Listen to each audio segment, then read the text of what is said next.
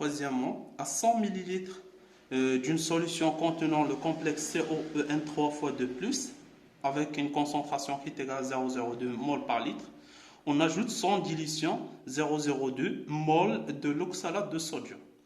Écrire l'équation de la réaction qui se produit. Donc, qu'est-ce qu'on a? On a le complexe COEN 3 2 plus. Sa concentration est égale à 0,02 mol par litre. Le volume, c'est 100 millilitres. Et on ajoute sans dilution, c'est-à-dire sans variation de volume, le volume reste tel qu'il est. On ajoute 0,02 mol de l'oxalate de sodium. Donc l'expression d'ILO, c'est 2Na+, C2O4, 2-. Alors, on peut calculer les concentrations initiales. Donc les concentrations initiales, la concentration, ce complexe est égal à 0,02 mol par litre. Elle est déjà donnée.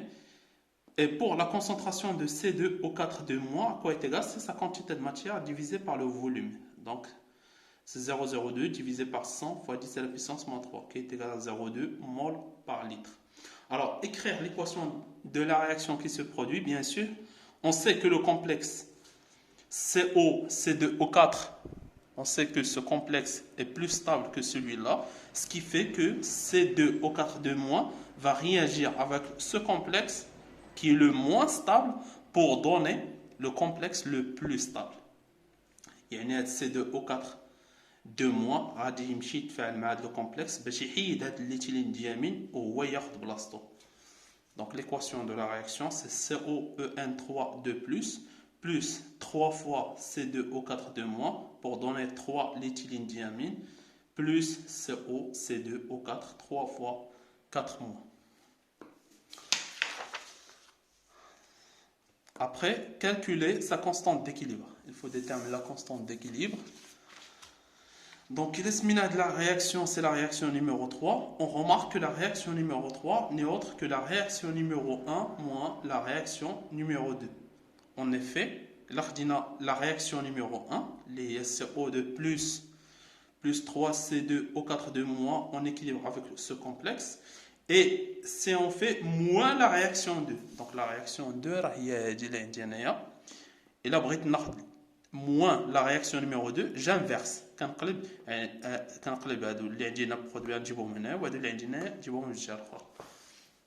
Donc moins la réaction numéro 2, à quoi est égal? C'est le complexe COEN3 de plus qui donne CO2 plus 3 fois EN. Donc les dates c'est-à-dire 1 moins 2. On dit CO2 plus se simplifie et on obtient l'équation numéro 3. Donc là, je donne la méthode pour déterminer la constante d'équilibre. Donc puisque on dit la constante, on dit la réaction numéro 3 est égale, c'est la réaction numéro 1 moins la réaction numéro 2. Donc la constante d'équilibre de la réaction de cette réaction numéro 3, qu'on va noter K équilibre, est égale, c'est la constante d'équilibre de la réaction numéro 1 divisée par la constante d'équilibre de la réaction numéro 2.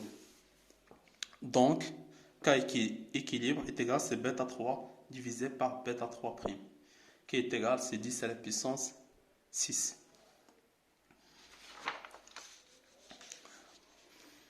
Pour la question 3C, c'est déterminer la composition du système à l'équilibre, c'est-à-dire déterminer les concentrations, les quantités de matière à l'équilibre.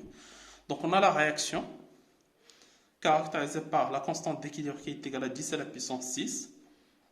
On a les concentrations initiales, on va travailler avec les concentrations.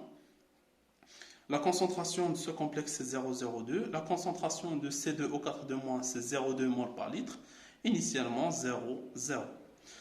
Donc final, à l'instant T final, c'est 0,02 moins X final. Ici on aura 0,2 moins, attention au coefficient stoichiométrique, moins 3 fois X final. Ici c'est 3 fois X final et ici c'est X final. Alors on suppose que la réaction est quasi totale. Pourquoi? Car on a la constante d'équilibre, elle est supérieure à 10 à la puissance 4. Donc on peut supposer que la réaction est quasi totale, puis on doit valider l'approximation. Donc là, on a التفاعل تقريبا كلي. فاش كون هو المتفاعل موحد bien sûr نلقاوه باللي هو هذا le complexe, ce qui fait que la quantité de matière elle tend vers 0, la concentration tend vers 0. Donc X final est égal à 0,0 de mol par litre. Donc, à l'équilibre, C2O4 de moins. Donc, il y a 0,2 moins 3 fois multiplié par 0,02. On trouve c'est 0,14. Ici, on trouve c'est 0,06. Et ici, on trouve c'est 0,02. Maintenant, on doit déterminer la valeur de epsilon en utilisant la constante d'équilibre qui est égale, c'est le produit. Voilà, c'est la concentration de En à la puissance 3, liée à 0,06 à la puissance 3, multiplié par la concentration du complexe, liée à 0,02, divisé par la concentration de C2O4 de moins à la puissance 3, liée à 0,14 à la puissance 3, multiplié par la concentration de ce complexe qui est égal à epsilon. Donc epsilon est égal, c'est 1,57 10 à la puissance moins 9 mol par litre. Maintenant, on doit valider l'hypothèse. Est-ce que vraiment la réaction elle est quasi totale? Donc, pour la réaction quasi totale, il faut que epsilon soit inférieur de 1% de la quantité de matière ou de la concentration initiale. يعني احنا كنعتبروا التفاعل كلي بنسبه ديال 99%، يعني على الاقل 99% تفاعلات وبقات عندي على الاكثر 1%. بقات عندي راه هي هاد ابسيلون، هو داكشي اللي بقى عندي. دونك هادشي اللي بقى عندي ما خصوش يفوت ليا 1% من داكشي اللي كان عندي. داكشي اللي كان عندي هو 0,02. Donc epsilon doit être inférieur à 1% de la concentration de COEN3. Alors si on calcule 1% de COEN3 de plus, donc 1% de 0,02 et 2 10 à la puissance moins 4 mol par litre. Donc on a bien que epsilon il est inférieur à 1% de 0,02, ce qui fait que l'hypothèse d'une réaction quasi totale elle est justifiée. Finalement, la concentration de En est égale à 0,06 mol par litre. La concentration de C2O4 de moins, c'est 0,14 mol par litre. Et la concentration de COEN3 de plus, c'est epsilon, qui est égal à 1,57 10 à la puissance moins 9 mol par litre. Et finalement, la concentration de ce complexe est égale à 0,02 mol par litre.